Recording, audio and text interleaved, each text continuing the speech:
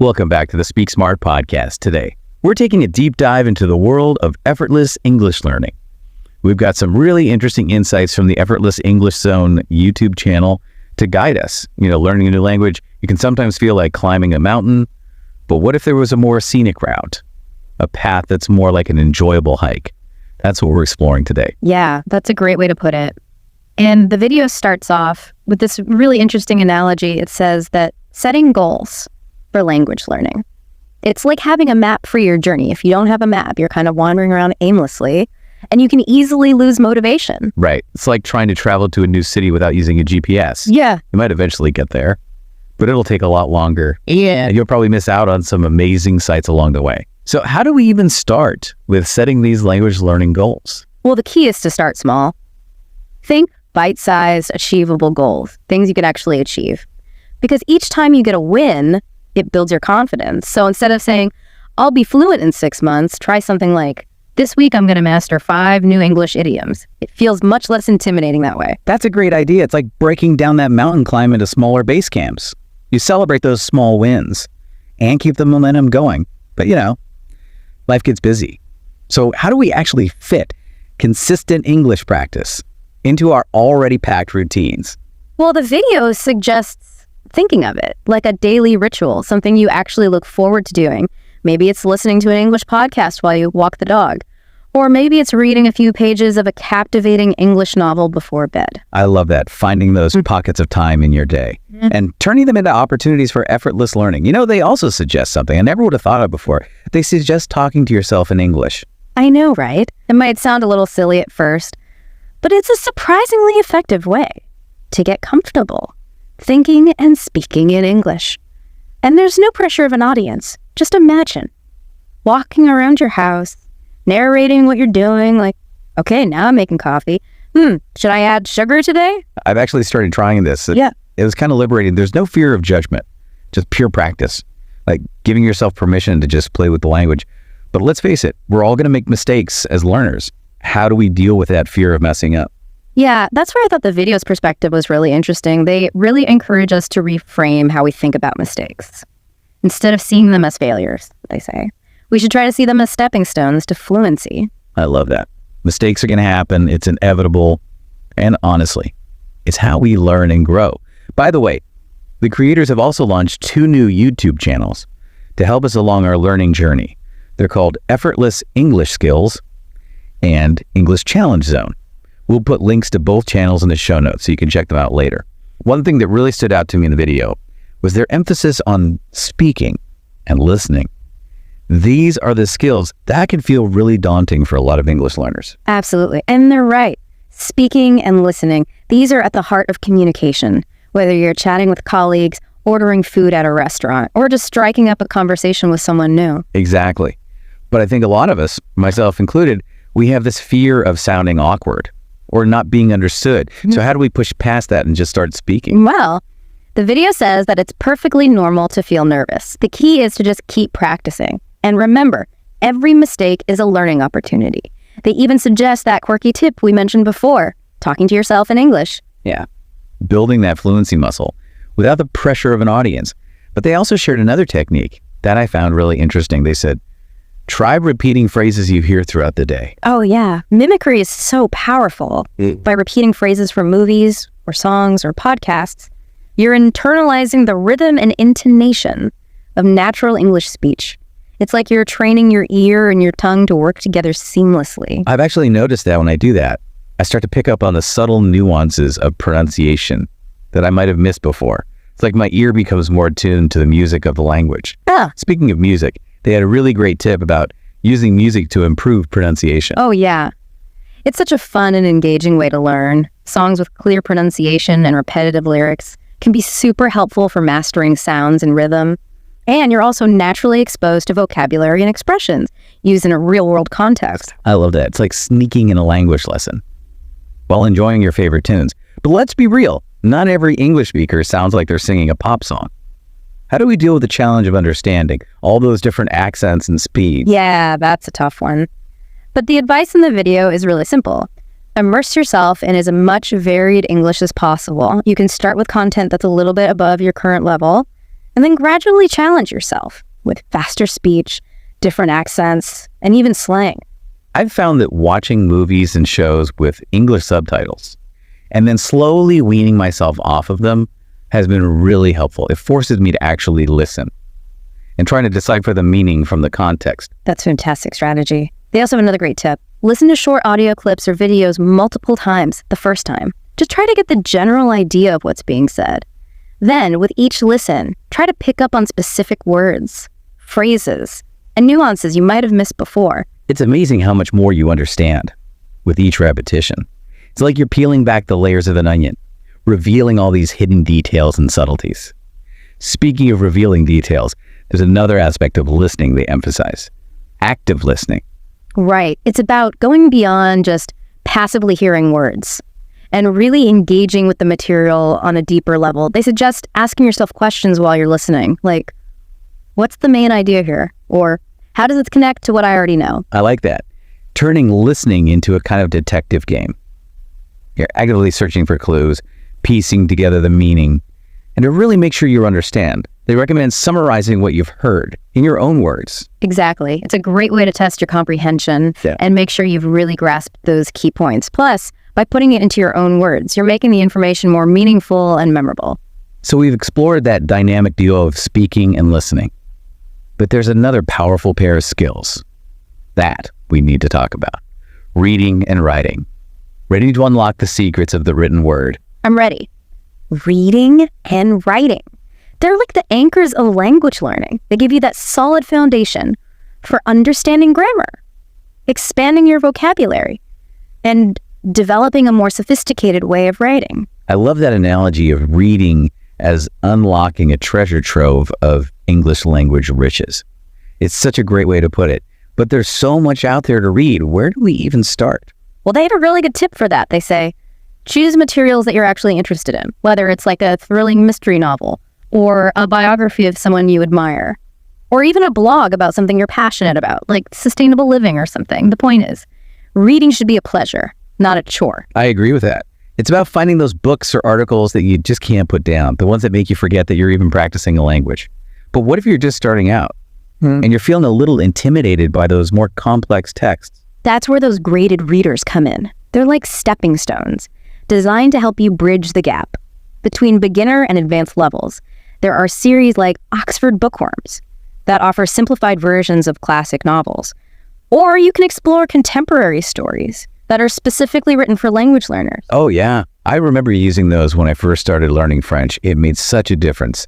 The stories were engaging, the language was manageable, and it really gave me the confidence to gradually work my way up to those more challenging texts. But what about those unfamiliar words that we're bound to encounter? Do we have to stop and look up every single one? Well, the video actually offers two approaches. If you're really aiming for deep comprehension and you want to expand your vocabulary, then absolutely grab that dictionary or use a translation app. But if you're more focused on just enjoying the story and keeping that flow going, it's okay to skip over a few unfamiliar words, especially if you can get the general meaning from the context. That makes sense. It's like choosing your own adventure. Sometimes you want to delve into every little detail, and other times you just want to go with the flow of the story. They also suggest something else. That might sound a little unexpected. They suggest reading aloud. Reading aloud. It might feel a bit strange at first, but it can really make a difference. When you read aloud, you're engaging multiple senses. You're seeing the words, you're hearing them, and you're even feeling the movement of your mouth as you pronounce them. That multi-sensory approach can really help you remember what you've read. Oh, I like that. It's like giving your brain a workout while you're enjoying a good book. And it helps you practice your pronunciation too, and develop a more natural flow when you're speaking. After you've finished reading something, they recommend a really great technique to solidify your understanding, they say. Try summarizing what you read in your own words. Summarizing is like creating a mental snapshot of the main ideas. You're taking those key points and putting them into your own words. It's a fantastic way to make sure you've really understood what you've read. Okay, so we've talked about reading. Now let's move on to its equally important counterpart, writing. I know a lot of learners find writing in English daunting, but the video highlights how important it is for really deepening your understanding and being able to express your thoughts clearly. Definitely. One of the best things about writing is that you have the time to plan and revise. You can craft your sentences carefully, you can play around with different vocabulary words, and make sure you're communicating your ideas effectively. It's like having a magic wand to carefully shape and refine your thoughts in English. They suggest a really good starting point for anyone who's feeling a little hesitant about writing. Keep a journal. Keeping a journal is a fantastic way to practice writing, and there's no pressure. You can write about absolutely anything, your day, your dreams, your thoughts on a book you're reading, or even just a simple to-do list. The main thing is just getting those English words flowing. It's like having a private conversation with yourself in English. They also suggest writing summaries or responses to things you've read or listened to.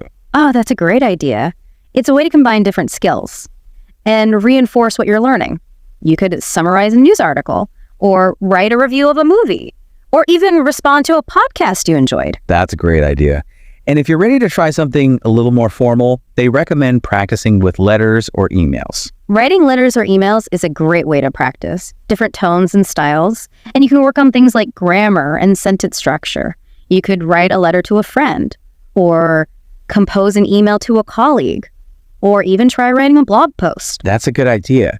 And if you really want to take your writing to the next level, they say, try getting some feedback from a teacher, a tutor, or a friend who's a fluent English speaker. Getting constructive feedback can be really helpful. It's like having a personalized coach who can help you identify areas where you can improve. Now, here's another suggestion they make that I thought was really interesting. They say, compare your writing to examples written by native English speakers.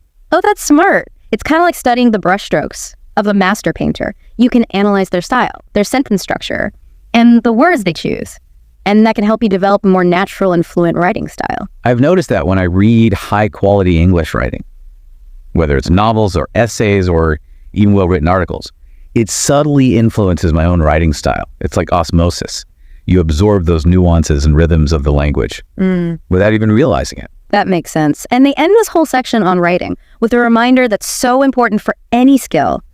Practice, practice, practice. Don't expect to become a master writer overnight.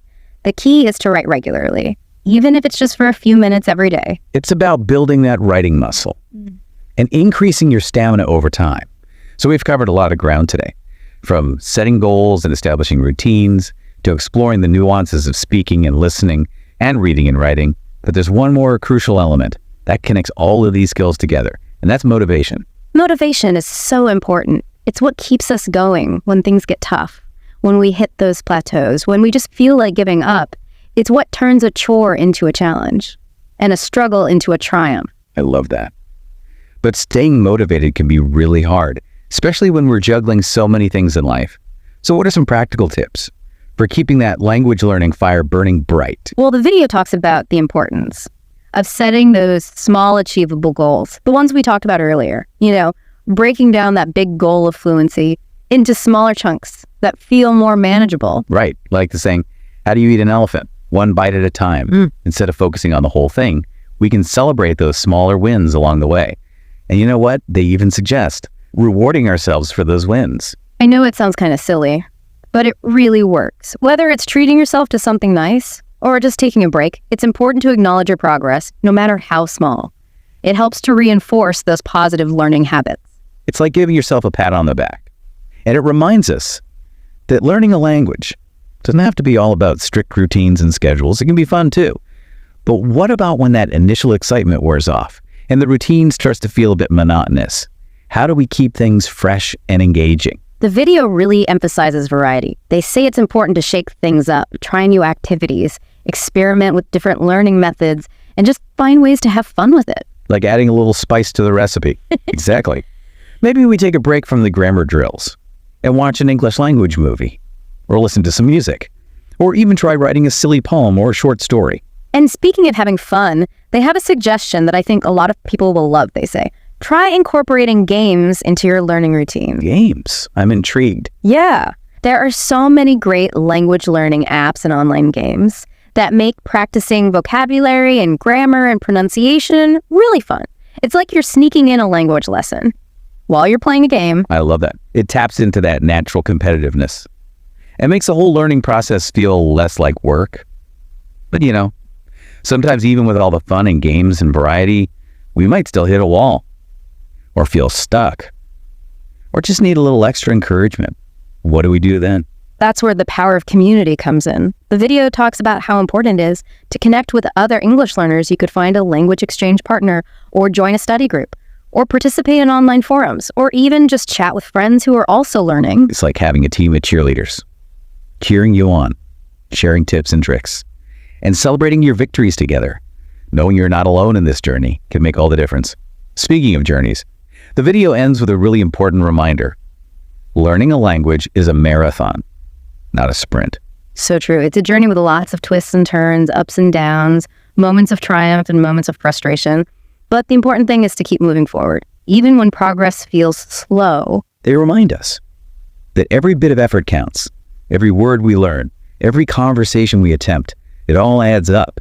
It's about embracing the process, enjoying the ride, and celebrating every milestone along the way. And they end with one final piece of advice. Don't forget to have fun. Learning a language should be an enjoyable experience, so find ways to make it playful, engaging, and personally meaningful. Well, that was fantastic. Our deep dive into effortless English learning, inspired by the Effortless English Zone YouTube channel. We've covered so much ground today, from setting goals and building routines, to embracing mistakes and finding joy in the whole process. And don't forget those great resources, the Effortless English Skills and English Challenge Zone channels. We'll be sure to include links to those in the show notes. You are capable of achieving fluency.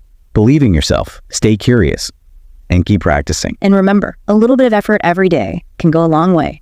Thank you for joining us on this episode of the Speak Smart podcast. We'll see you next time for another deep dive into the world of language learning. Until then, keep speaking smart.